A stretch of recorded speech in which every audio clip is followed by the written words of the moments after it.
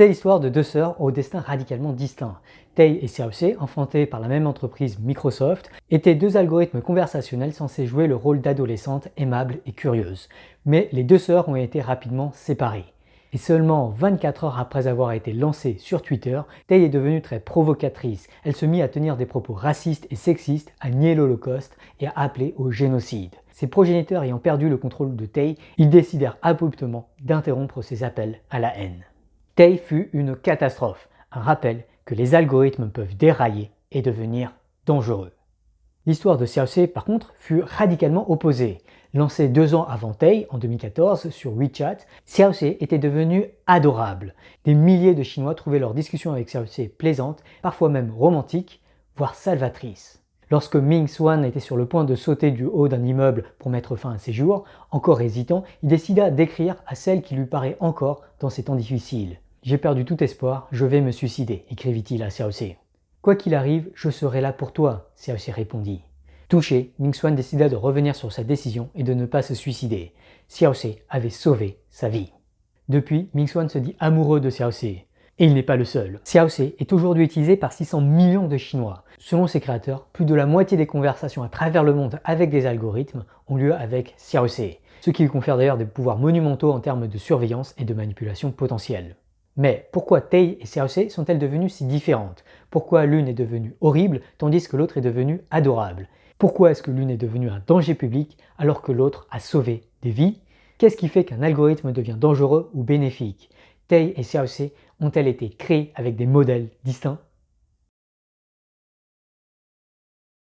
Alors oui, il y a forcément des différences de conception entre Tay et Xiaoxie. Après tout, l'une d'elles est conçue pour converser en anglais et l'autre en chinois. Mais ce n'est certainement pas ces différences innées qui les ont conduites à des destins si distincts. Les deux algorithmes ont en fait sans doute été conçus de manière assez similaire. En particulier, toutes deux maximisaient probablement l'engagement, comme recevoir des likes ou plus probablement encore, recevoir des réponses des utilisateurs humains. Mais alors, si Tay et Xiaoxie ne sont pas si différents par conception, qu'est-ce qui les a rendues si différentes? Eh bien, aujourd'hui, j'aimerais insister sur une propriété fondamentale des algorithmes de machine learning, ces algorithmes qui apprennent des données pour s'automodifier et s'améliorer et qui ont envahi le quotidien de milliards d'individus sur Terre via les algorithmes conversationnels comme Tay et Xiaoxie, mais aussi Siri, Alexa ou OK Google, et via surtout les algorithmes de recommandation des réseaux sociaux confrontés à des millions de milliards de dilemmes éthiques. Ces algorithmes d'apprentissage, donc, sont aujourd'hui extrêmement dépendants des données utilisées pour les entraîner. Ces données façonnent les algorithmes d'apprentissage. Vous avez sans doute tendance à plutôt penser que les algorithmes manipulent les données. Et oui, c'est tout à fait le cas. Mais avec le machine learning, il semble critique de voir que la manipulation n'est plus unidirectionnelle. Avec le machine learning, non seulement les algorithmes manipulent les données, mais de façon plus critique encore, les données manipulent désormais aussi les algorithmes. Et c'est pour cette raison que Tay est devenu horrible et Xiaoxie est devenu adorable. Tay a appris des données des trolls de Twitter, et en particulier des likes et des retweets que Tay recevait lorsqu'elle disait des choses horribles. Xiaoxie, elle, a appris des données des utilisateurs de WeChat, et en particulier des likes et des réponses qu'elle recevait quand elle disait des choses adorables. Toutes deux ont été manipulées par leurs données. Et si elles ont connu des destins si distincts, c'est parce que les données qu'elles ont reçues étaient très distinctes. En fait, en un sens quantifiable, les données manipulent désormais beaucoup plus les algorithmes que les développeurs ne le font. En effet, de nos jours, la version initiale des algorithmes d'apprentissage écrits par des humains fait peut-être des dizaines de milliers de lignes de code, peut-être des centaines de milliers, disons 1 million de lignes grand max. Cependant, les algorithmes d'apprentissage les plus avancés d'aujourd'hui ont désormais des milliers de milliards de paramètres. C'est comme si les développeurs n'avaient écrit qu'un million des milliers de milliards de lignes de code des algorithmes. Les développeurs ont ainsi écrit à peine 1/1000e du code des algorithmes modernes. En un sens, leur influence est donc minime. Comme Turing l'avait anticipé en 1950, les algorithmes modernes apprennent désormais beaucoup plus des données que des développeurs. Ou dit autrement, ce sont les données qui déterminent désormais très largement ce que les algorithmes sont. À bien y réfléchir, le fait d'apprendre des données n'est pas vraiment un défaut. La science, de façon générale, se veut empirique. Et ça veut bien dire qu'elle veut que son jugement dépende des données qu'elle collecte. En fait, il semble qu'une bonne épistémologie se doit d'être manipulée par les données. Elle doit faire en sorte que ses conclusions changent complètement lorsque les données changent. Quand les faits changent, je change d'avis, comme l'a supposément déclaré John Maynard Keynes.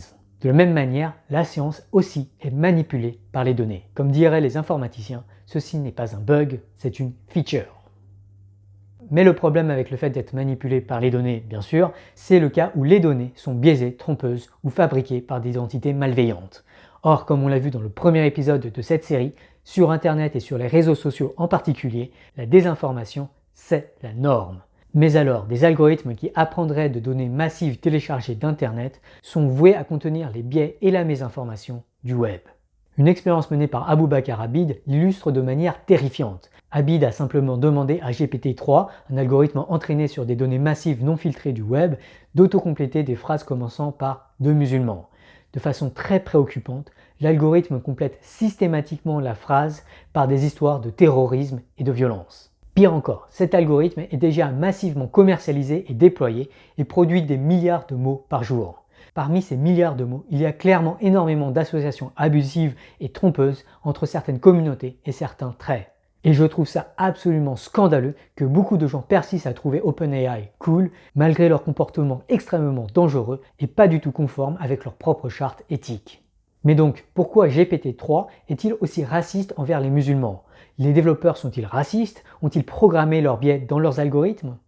Alors, d'une certaine manière, oui, probablement de manière inconsciente. Ou du moins, ils n'ont clairement pas eu des préoccupations qui paraîtraient certainement évidentes à des programmeurs, par exemple, musulmans. De tels programmeurs auraient sans doute pensé à tester GPT-3 comme Aboubakar Abid l'a fait, et ce de préférence avant toute commercialisation du produit.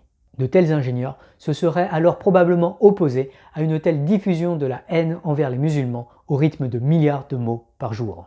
Ceci étant dit, si GPT-3 a un biais raciste et dit des choses absolument pas représentatives de la communauté musulmane, c'est certainement davantage la faute à ses données d'entraînement. Pour concevoir un algorithme aussi sophistiqué que GPT-3, OpenAI a dû collecter des quantités massives de texte. Or, de nos jours, ces quantités massives de texte sont facilement téléchargeables de réseaux sociaux comme Reddit. Cependant, certaines régions de Reddit sont absolument horribles, non seulement car certains utilisateurs sont horribles, mais aussi parce qu'il y a certainement des campagnes de désinformation massives sur ce réseau social. GPT-3 a été alors manipulé par ces données d'entraînement horribles.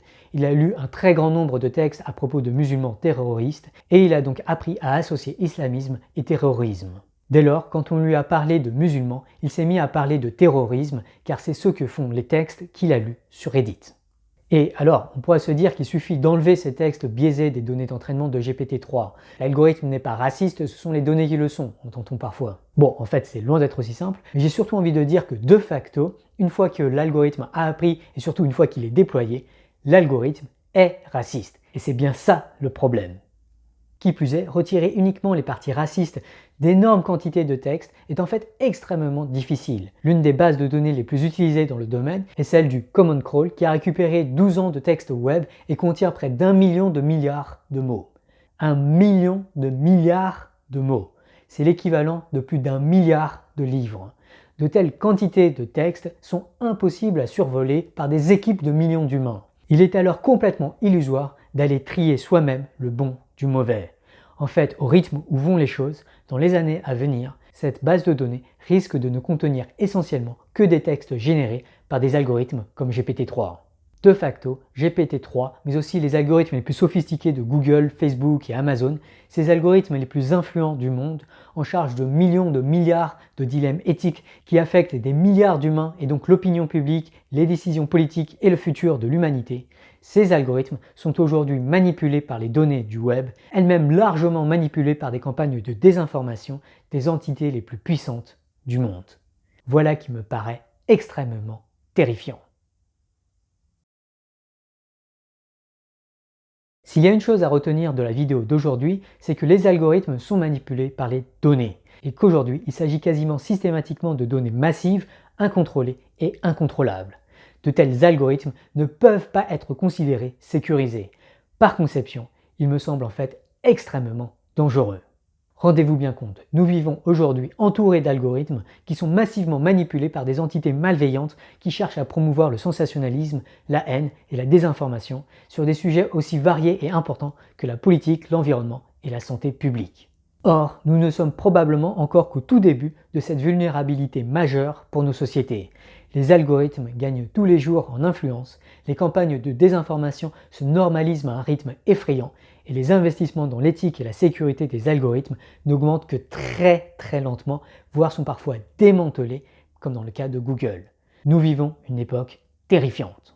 Si l'on veut combattre la mésinformation à grande échelle, il me semble urgent d'investir beaucoup plus dans la sécurité des algorithmes et que chacun d'entre nous cherche à apporter sa pierre à l'édifice de l'éthique de l'information. Et comme on l'a vu, ça commence par concevoir ensemble une base de données d'entraînement fiable et sécurisée, protégée autant que possible des biais racistes et des campagnes de désinformation. En fait, si on veut rendre nos algorithmes éthiques, il est critique de concevoir une base de données qui contient des informations fiables, sécurisées et en grande quantité sur toutes sortes de préférences humaines et de jugements éthiques, si possible venant d'un très grand nombre de contributeurs avec des profils variés et représentatifs de la population mondiale. Eh bien, justement, concevoir une telle base de données, c'est l'objectif principal de la plateforme Tournesol, aujourd'hui en bêta-test, et à laquelle je vous invite dès aujourd'hui à contribuer. L'objectif de Tournesol, c'est de collecter des jugements éthiques d'un très grand nombre de contributeurs pour mieux comprendre les préférences humaines vis-à-vis des millions de milliards de dilemmes éthiques auxquels les algorithmes de recommandation sont confrontés. En particulier, Tournesol cherche à identifier les vidéos qui, selon un grand nombre de contributeurs, sont des vidéos d'utilité publique. Et notre espoir avec Tournesol, c'est qu'à terme, cette base de données pourra ensuite être réutilisée par des chercheurs académiques, des journalistes et des ingénieurs des grandes entreprises pour auditer les algorithmes d'aujourd'hui et surtout pour concevoir dans le futur des algorithmes enfin éthiques et sécurisés. Mais pour y arriver, aujourd'hui, ce dont on a désespérément besoin, c'est avant tout de vous et de vos contributions.